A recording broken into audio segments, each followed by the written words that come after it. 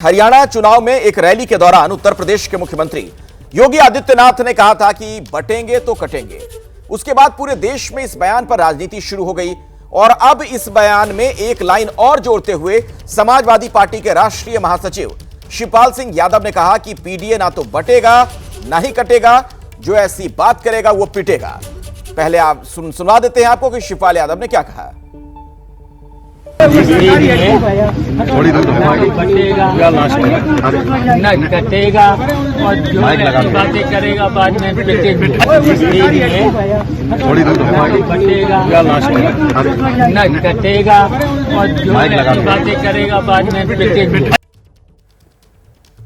शिवपाल यादव के बयान पर बीजेपी ने पलटवार किया। सीएम योगी के बयान का सही जगह पर असर। नकवी ने यह बात कही है, जो बांटने की बात करते थे वही चिल्ला रहे हैं। शिवपाल यादव के बयान पर बीजेपी ने यह पलटवार किया है। कहा यह गया कि सीएम योगी के बयान का सही जगह पर असर हुआ है। मौजूद है नकवी साहब। सर, जिस तरीके से मुख्यमंत्री योगी आदित्यनाथ का बयान, लेकिन विपक्ष यही कह रहा है कि आखिर बताना क्या चाह रहे हैं, कहां बटने कटने की। देखो, मैं बताऊं, योगी आदित्यनाथ जी का जो बटोगे तो कटोगे वाला संदेश है, उसका तीर जो है वो सही निशाने पे लगा है। इसीलिए जो है वो चोट भी वहीं लगी है और चीख भी वहीं से निकल रही है। और जो लोग जो है वो बटोगे तो कटोगे लेकर के चीख रहे हैं, चिल्ला रहे हैं, वो इस बात का प्रमाण है, इस बात का प्रतीक है कि तीर सही निशाने पे लग रहा है और चोट भी वहीं लग रही है और चीख भी वहीं से निकल। कहां पर सही निशाना कौन सा है सर, किसके ऊपर निशाना? अब वो तो समझ में आ रहा है, चीख कहां से निकल रही है और चिल्लाहट कहां से आ रही है। निश्चित तौर से वो लोग जो लोग कि समाज को बांटने के षड्यंत्र और साजिशों के सिंडिकेट रहे हैं, जो लोग समाज को पर सांप्रदायिक ध्रुवीकरण के जरिए, सांप्रदायिक बंटवारे के जरिए, बिखराव और टकराव के जरिए अपनी सियासी रोटियां सेकते रहे हैं, उनमें चीख भी है और उनमें जो है वो चिंता भी है। समाजवादी पार्टी के नेता हैं शिवपाल यादव, वो तो कह रहे हैं पीडीए ना बटेगा ना कटेगा, जो ऐसी बातें करेगा वो बाद में पिटेगा। आरोप मैंने कहा ना कि योगी आदित्यनाथ जी का जो संदेश है वो एकदम सही निशाने पे लग रहा है। इसीलिए जो है वो चोट भी वहीं से लगी है और चीख भी वहीं से निकल रही है। तो आपने बीजेपी के नेता को सुना और इसी मसले पर बातचीत करने के लिए मेरे साथ दो मेहमान जुड़ गए हैं। भारतीय जनता पार्टी से एसएन सिंह साहब हमारे साथ मौजूद हैं प्रवक्ता के तौर पर, और समाजवादी पार्टी के वरिष्ठ नेता हैं फराज किदवई, वो भी हमारे साथ मौजूद हैं। सबसे पहले फराज साहब, आप ही के पास आना चाहूंगा। आपने सुना मुख्तार अब्बास नकवी साहब कह रहे थे कि चोट बिल्कुल सही जगह पर लगी है।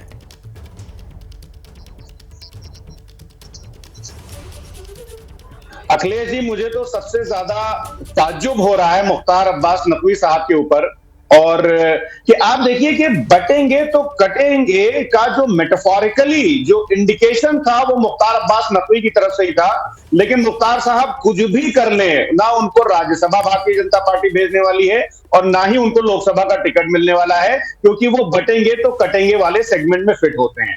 अब दूसरी बात अखिलेश जी, देखिए क्या हो रहा है ना कि जब जगत गुरु, जब विश्व गुरु और जब महामानव बटेंगे तो कटेंगे जैसे वाक्य यूज करने लगे देश में, तो आप समझिए कि देश किस तरफ जाएगा। आप देखिए कि गोस्वामी तुलसीदास जी ने लिखा है ना कि परहित सरिस धर्म नहीं भाई, पर पीड़ा सब नहीं अदमाई।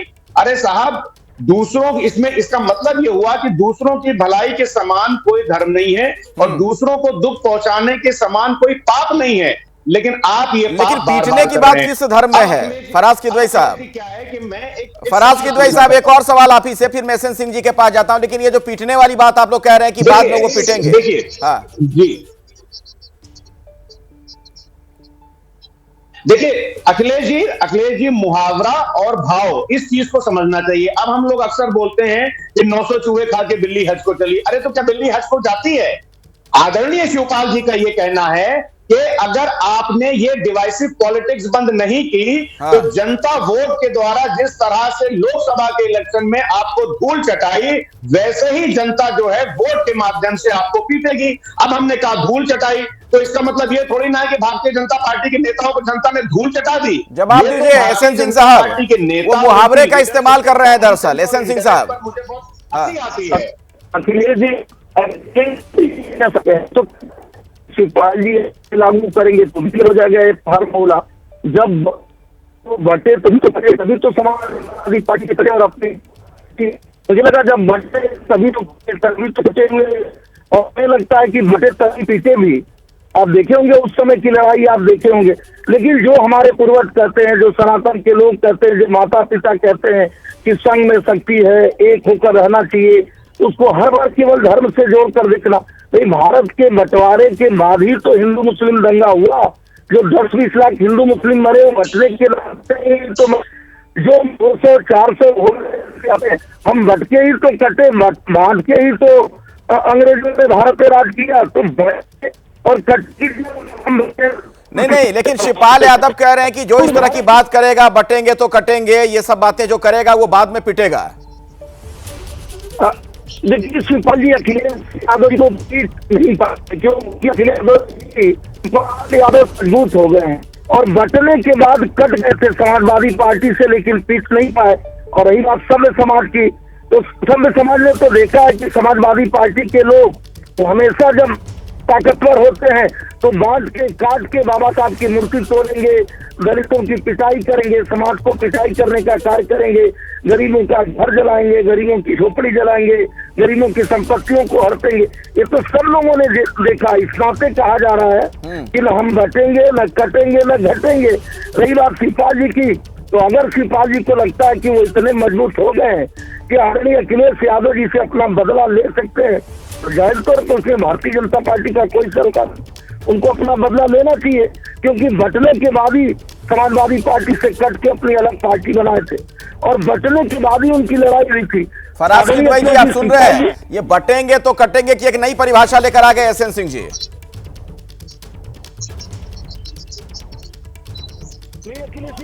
देखिए अखिलेश जी, ये बटने का जो काम है हिस्टोरिकली अगर आप देखिएगा तो सबसे ज्यादा किसने किया?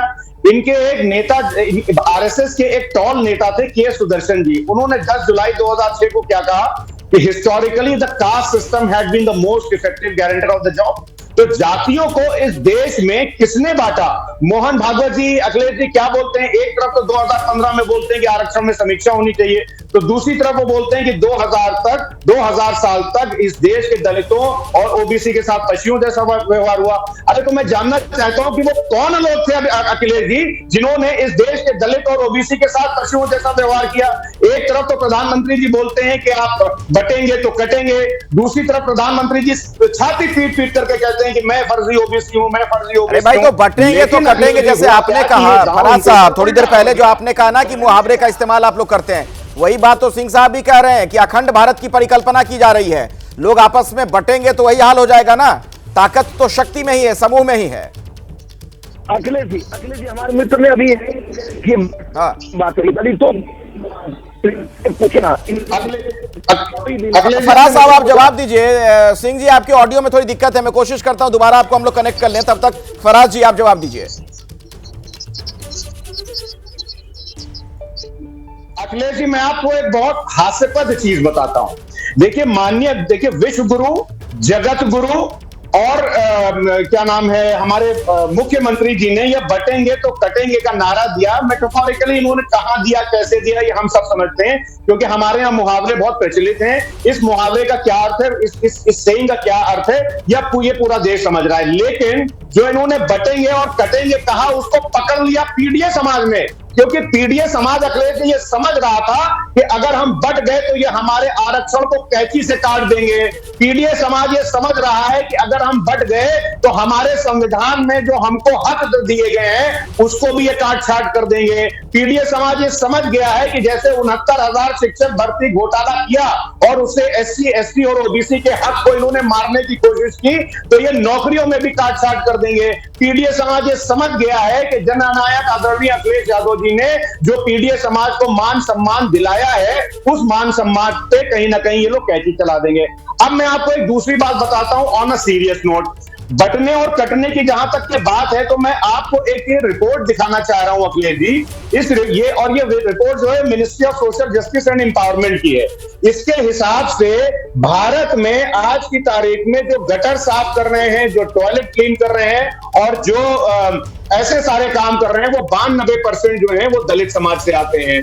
दूसरी बात अखिलेश जी, एक और मैं आपको रिपोर्ट बता रहा हूं कि दलितों के ऊपर अत्याचार के मामले में हाँ। उत्तर प्रदेश जो है हाँ। वो नंबर 1 पर है। ये सब मैं नहीं, ये सब सरकारी रिपोर्ट बोल नहीं रही तो है। फराज साहब, तो आप जिस लोग ये तरह बोलिए से ना कि SC, बटना नहीं ST चाहिए और किसी को, OBC फिर आप ये बोलिए ना, आप लोग उसमें एक लाइन जोड़ देते हैं कि बाद में पिटेंगे, इसका क्या मतलब है?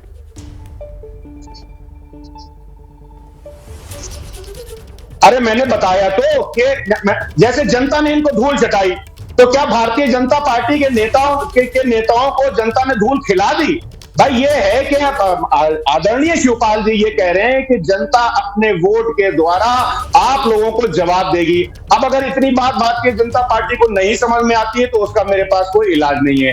अब दूसरी बात रही बात बटेंगे तो कटेंगे, देखिए ये समझना चाहिए भारतीय जनता पार्टी के अलाइज को। इनके सबसे पुराने अलाई थे अखिलेश जी, रामविलास पासवान जी। आपने अपने इतने पुराने सहयोगी की पार्टी को पहले बांटा, उसके बाद में उनके रिश्ते की डोर को आपस में काटा। तो किसने बांटा रामविलास पासवान जी की पार्टी को, और चाचा के भतीजे की रिश्ते की डोर को किसने काटा, ये पूरे देश ने देखा। अजीत पवार जी की पार्टी को पहले इन्होंने बांटा, उसके बाद में भावज को और ननद को आपस में चुनाव लड़ाया, तो रिश्ते की डोर को किसने काटा, ये पूरे देश ने देखा। शिवसेना इनके इतने पुराने सहयोगी थे अखिलेश जी, उनकी पार्टी को इन्होंने बांटा, उसके बाद में बाला साहब की विचारधारा को इन्होंने काटा। तो मतलब बटने और कटने का काम तो भारतीय जनता पार्टी के डीएनए में है। लेकिन बीजेपी ये भी कह रही है, फराज किदवई जी, बीजेपी ये भी कह रही है कि जो लोग बांटने का काम करते थे आज वही चिल्ला रहे हैं। चोट बिल्कुल सही जगह पर लगी है।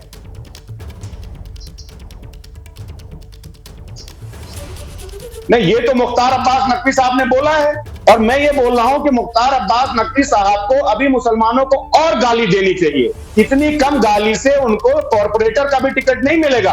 अगर उनको राज्यसभा से एमपी बनना है तो उनको फ्रंट फुट पे आकर के गाली गलौज कस के करनी पड़ेगी, ताकि भारतीय जनता पार्टी में उनका कद बढ़े।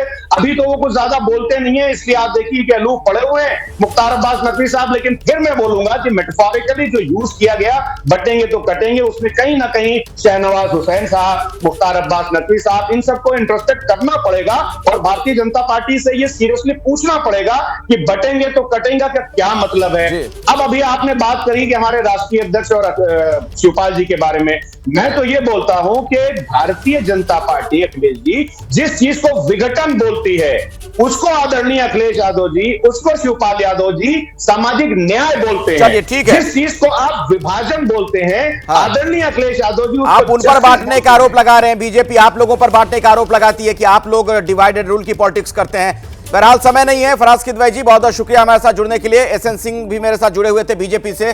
तो महाराष्ट्र में चुनावी सरगर्मी उफान पर है। आज और कल 2 दिन नॉमिनेशन फाइल लोग कर रहे हैं, और आज कई हैवीवेट जो लीडर है महाराष्ट्र के, वो नामांकन दाखिल करने के लिए पहुंच रहे हैं। महाराष्ट्र के डिप्टी सीएम अजीत पवार का नामांकन बारामती सीट से अजीत पवार ने आज नामांकन किया है। तो अभी की बड़ी खबर आपको बता दें, अजीत पवार नॉमिनेशन फाइल करने के लिए पहुंचे थे। बारामती से चुनाव जो लड़ रहे हैं, नॉमिनेशन फाइल जब वो करने पहुंचे, उस दौरान की तस्वीरें आप देख सकते हैं। तो महाराष्ट्र की सियासत के कई जो दिग्गज हैं, हैवीवेट नेता हैं, आज वो नॉमिनेशन फाइल कर रहे हैं। आज और कल 2 दिन नामांकन दाखिल करेंगे ये तमाम नेता। ये तस्वीरें जो देख रहे हैं, सूबे के उप मुख्यमंत्री अजीत पवार, जो एनसीपी अजित गुट है उसके मुखिया भी हैं, आज नॉमिनेशन फाइल करने के लिए पहुंचे हैं। तस्वीरें आप देख सकते हैं अपने समर्थकों कार्यकर्ताओं के साथ जब कलेक्ट्रेट पहुंचे, उस दौरान की तस्वीर। और कुछ ही देर में एकनाथ शिंदे भी नामांकन दाखिल करने के लिए जाएंगे, और उसके पहले रोड शो के लिए जब वो निकले, उस दौरान की तस्वीर आप देख पा रहे हैं। एक ही रथ पर देवेंद्र फडणवीस के साथ एकनाथ शिंदे नजर आ रहे हैं। कई बीजेपी के वरिष्ठ नेता और शिंदे गुट जो है शिवसेना वाली, उसके नेता भी आज सड़कों पर दिखे। तो महाराष्ट्र के घमासान में तमाम दिग्गजों को आप देख सकते हैं। और मेरे साथ मृत्युंजय जुड़ गए, मेरे सहयोगी इसी खबर पर। मृत्युंजय, आज अजीत पवार पहुंचे नॉमिनेशन के लिए, कई हैवीवेट नेता पहुंच रहे हैं नामांकन के लिए आज। बिल्कुल, देखिए महाराष्ट्र विधानसभा चुनाव के नामांकन के लिए आखिरी 2 दिन बचे हैं, आज और कल का ही दिन है। और ऐसे पर आज महाराष्ट्र के कई दिग्गज नेता अपने अपने विधानसभा क्षेत्र से नामांकन कर रहे हैं। जो तस्वीरें हैं वो अजीत पवार की है, जो बारामती से चुनाव लड़ रहे हैं। बारामती उनका गढ़ रहा है, और कई दशकों से वहां से वो जीत के आए हैं। उनका तो परिवार का एक पारंपरिक सीट रहा है, लेकिन इस बार की कहानी और चुनौती बिल्कुल अलग है। इस बार अजीत पवार को चुनौती दे रहे हैं उन्हीं के भतीजे युगेंद्र पवार, जो कि श्रीनिवास पवार के बेटे हैं, अजीत पवार के भाई हैं श्रीनिवास पवार, उनके बेटे युगेंद्र हैं, जो चुनौती दे रहे हैं अजीत पवार को। हालांकि अजीत पवार, आपको पता होगा कि पिछले चुनाव में अजीत पवार की जीत का अंतर 1,90,000 के करीब था, जो कि अपने आप में रिकॉर्ड जीत थी। ऐसे पर अजीत पवार अपने क्षेत्र में बहुत बड़ा नाम और बहुत कद्दावर नेता है, इसमें कोई संदेह नहीं है। लेकिन चुनौती घर से निकल कर आई है, चुनौती है भतीजे की युगेंद्र पवार की। बारामती से नामांकन करने के लिए अपने सहकर्मियों के साथ, पार्टी के नेताओं कार्यकर्ताओं के साथ अजीत पवार पहुंचे हुए हैं। आपको बता दें कि अजीत पवार को आज एक दिलचस्प वाकया हुआ। अजीत पवार को उनके कार्यकर्ता ने एक नेम प्लेट दिया, उस नेम प्लेट पर लिखा था अजीत अनंतराव पवार मुख्यमंत्री महाराष्ट्र शासन। और उससे भी दिलचस्प कहानी ये हुई कि अजीत पवार उस नेम प्लेट पे मुख्यमंत्री का नाम अपने कपड़े से छिपाते हुए नजर आए। तो ये दिलचस्प बात बिल्कुल, लेकिन घर में ही घिरे हुए इस बार नजर आ रहे हैं अजीत पवार। बहुत बहुत शुक्रिया मृत्युंजय इस जानकारी के लिए। आप नजर बनाकर रखिए इस सियासी घटनाक्रम पर। और देखिए, बड़ी खबर मिल रही है बिहार के पूर्णिया से, जहां बिहार के पूर्णिया से सांसद पप्पू यादव को धमकी मिली है। सांसद पप्पू यादव को जान से मारने की धमकी दी गई है। पप्पू यादव ने बिहार के डीजीपी को जानकारी दी। झारखंड के कुख्यात अमन साहू गैंग ने उन्हें धमकी दी। पप्पू यादव ने लॉरेंस बिश्नोई को सबक सिखाने की बात कही थी। अमन साहू गैंग के गुर्गे ने सोशल मीडिया पर धमकाया। फोन पर भी सांसद पप्पू यादव को धमकी दी गई है, जिसकी शिकायत उन्होंने की है। तो पूर्णिया से सांसद पप्पू यादव को धमकी दी गई है। अमन साहू गैंग ने धमकी दी है। झारखंड के कुख्यात अमन साहू गैंग की ओर से धमकी, जहां सिर्फ सोशल मीडिया पर धमकाया गया ऐसा नहीं है, उनके फोन पर भी कॉल करके धमकी दी गई, जिसकी शिकायत पप्पू यादव ने की है। डीजीपी को जानकारी दी है कि सोशल मीडिया से लगाए उनके फोन पर भी धमकी आई है, जहां बताया यह जा रहा है कि पप्पू यादव ने लॉरेंस बिश्नोई को सबक सिखाने की बात कही और अब इस पर झारखंड के कुख्यात अमन साहू गैंग ने धमकी दी है और ये सोशल मीडिया पर धमकी। इसके साथ पप्पू यादव ने शिकायत दर्ज कराई है, जिसमें उनके फोन पर भी धमकी का भी जिक्र है। झारखंड के कुख्यात अमन साहू गैंग के गुर्गे की ओर से बताया जा रहा है। लॉरेंस बिश्नोई को लेकर के जो बयान दिया, जो बातें कही, उस पर बताया जा रहा है कि अमन साहू गैंग के कुछ गुर्गे सक्रिय हुए और उन्होंने फोन, इसके साथ साथ सोशल मीडिया पर पप्पू यादव को धमकी दी, जिसकी शिकायत उन्होंने डीजीपी से की है। यादव से बात हो रही है किसी ओर से? नमस्ते जी, कैसे हैं बताइए। मैं पीए हूँ साहब का। पीए हैं साहब का? जी जी, पप्पू यादव। जी जी, एमपी साहब के। बताइए ना, बताइए मालिक। हाँ बताइए क्या आदेश है? आदेश तो कुछ नहीं है जी। आदेश इतनी है, ये गलत कमेंट या कहीं किसी के खिलाफ बोलना सोच समझ के बोलना चाहिए भैया। किसी के खिलाफ, क्या कह रहे हैं हम? किसी के खिलाफ और किसी के सही चीज के खिलाफ जो बात, जो नॉर्मल में जो ट्वीट करते हैं ना, किसी भी घटना को लेके, किसी भी परिस्थिति को लेके, वही ट्वीट होता है। कोई किसी व्यक्ति के बारे में, किसी चीजों के बारे में कोई मतलब उन्हें नहीं रहता है। वो ट्वीट जब कोई घटना घटती है तो एज ए पॉलिटिकल ट्वीट होता है, तो पॉलिटिकल ट्वीट वो अपना करते हैं। नहीं, कोई दुश्मनी लीजिए, ऊपर वाला देखिए एक बार जानिए। पप्पू कर्मकांड दोनों करते हैं जी, कर्मकांड दोनों करते हैं भैया। कर्म करेंगे बाद में भाई साहब की वो डायलॉग तो सुना होगा भैया। एक बात करने में भी आसानी होगी भैया, एक बात समझिए, मैं आपको बता दूं, बहुत क्लियर हूं मैं इस मामले में कि पप्पू यादव जी देश के 7 बार इंडिपेंडेंट एमपी रहे हैं और उससे मतलब हम पॉलिटिक्स से जुड़े हैं ना, हम जाने मेरी हमारे रास्ते में आएगा, मेरी बात उसके साथ जो आज हो रहा है वही होता जाएगा। आपके रास्ते में ना कोई जा रहा है, ना जाता है, ना जाएगा। वो पॉलिटिकल चीजें हैं, पॉलिटिकल चीजें होती रही है, बात करते हैं। पॉलिटिकल नाले किसी के खिलाफ बोलना, किसी को शब्द बोलना पॉलिटिकल नहीं है। बाकी हम देख लेंगे, एक बार फोन करने का मकसद यही था, सुधर जाओ, नहीं आगे तो देख ही लेंगे हम। नहीं, निश्चित रूप से आप बेफिक्र रहें, आप हम फोन नहीं करेंगे ना, हमें डिस्टर्ब करना। Okay okay. इसी बीच एक और बड़ी खबर आपको बताएं, सांसद पप्पू यादव ने गृह मंत्री को चिट्ठी लिखी है। सांसद पप्पू यादव ने सुरक्षा बढ़ाने की मांग की है। मेरी हत्या कभी भी हो सकती है, ये कहना है पप्पू यादव का। मेरी सुरक्षा को लेकर बिहार सरकार सक्रिय नहीं है, मुझे कई बार धमकियां मिलती रही हैं, ये भी कहना है पप्पू यादव का। और इसके लिए उन्होंने केंद्र का रुख किया है और चिट्ठी लिखी है, गृह मंत्री को चिट्ठी लिखी है और अपनी सुरक्षा पर चिंता भी जाहिर की है कि कई बार धमकियां मिल चुकी हैं। आनंद हमारे सहयोगी इस वक्त फोन लाइन पर मौजूद हैं। आर्यन, आनंद से हम जानकारी लेते हैं। आर्यन, केंद्र सरकार को चिट्ठी लिखनी पड़ी है, राज्य की तरफ से क्या क्या चीजें रही जो विश्वास नहीं जता पा रहे पप्पू? देखिए, निश्चित तौर पर पप्पू यादव ने जो पत्र लिखा है उसमें उन्होंने सबसे पहला आरोप बिहार सरकार के ऊपर लगाया है। उन्होंने कहा है कि जिस तरीके से मुझे धमकियां दी जा रही है इस पर बिहार सरकार गंभीर नहीं है। उन्होंने लिखा है कि बिहार सरकार कहीं से भी सक्रिय पूरे मामले में नहीं लग रही है और उनकी सक्रियता तब दिखेगी जब मेरी हत्या हो जाएगी और लोकसभा और विधानसभा में मेरे लिए शोक संवेदना प्रकट किया जाएगा। उन्होंने साफ तौर पर दोनों ही सरकारों को अल्टीमेटम दिया है इस पत्र के माध्यम से और कहा है कि अगर मेरी हत्या होती है तो इसकी पूरी जो जिम्मेदारी है वो केंद्र सरकार। अब देखना होगा कि केंद्र और राज्य दोनों तरफ से इस चिट्ठी का जवाब क्या आता है। शुक्रिया, आप नजर बना करके रखिएगा। आगे बढ़ते हुए हम आपको बताएं कि प्रियंका गांधी नामांकन के बाद वायनाड पहुंच चुकी है और अब से थोड़ी ही देर में उनकी रैली होने वाली है। आज से चुनावी प्रचार का आगाज कर रही है। सीधा रुख करते हैं हमारे सहयोगी जैनेंद्र का और जानकारी लेते हैं कि जिस तरीके से सबसे पहले उन्होंने सोशल मीडिया पर एक चिट्ठी लिखी जैनेंद्र संडे को और अब वो लोगों के बीच पहुंची हैं, क्या माहौल, क्या जानकारी?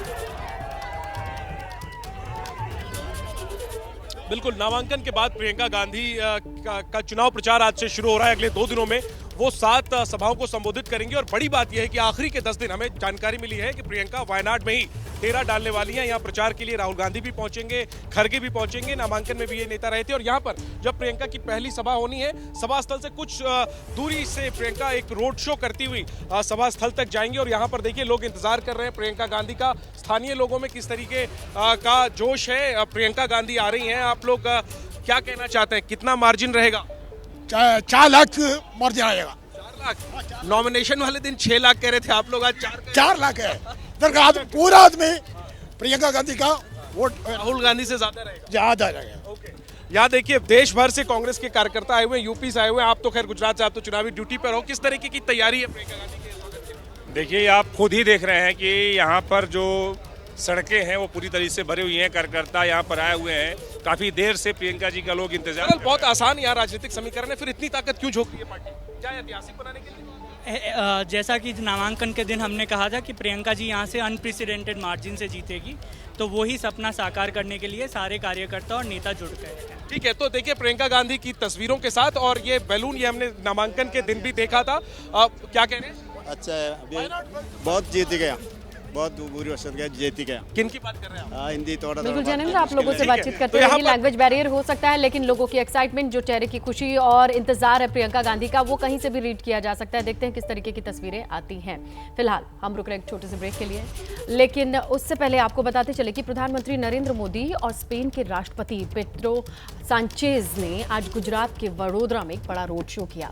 इस दौरान कई बार ऐसे मौके आए जब दोनों ही नेता वहां मौजूद लोगों का अभिवादन स्वीकार करते नजर आए। दोनों खुली जीप में सवार होकर नागरिकों के बीच अभिनंदन स्वीकार कर रहे थे। जन समर्थन, लोगों का उत्साह और साथ में जगह जगह इंडिया की झांकियां जो कल्चर्स को दिखाती हैं, डांस को दिखाती हैं, कलर को दिखाती हैं, वो भी वहां मौजूद थी।